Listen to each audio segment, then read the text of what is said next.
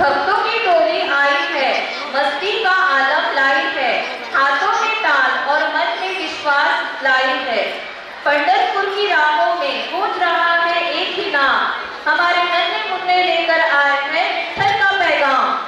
The Ashadi Wadi, a major annual pilgrimage of Maharashtra, India, where millions of devotees who are called Varkaris of walk for a week carrying palki of saints like Sant Jnaneshwar and Tukaram from the towns like Anandi and Devi to the temple of Pandharpur. The temple of Pandharpur cultivating the Ashadi Ekadashi for the Lord Vitthal, symbolizes devotion, community unity and spiritual cleansing through chanting, bhajans and rituals or called as rituals. Give a big round of applause for tiring devotees, Vitthal devotees. गजर माऊलीचा गजर गजर माऊलीचा गजर माऊली माऊली माऊली माऊली माऊली माऊली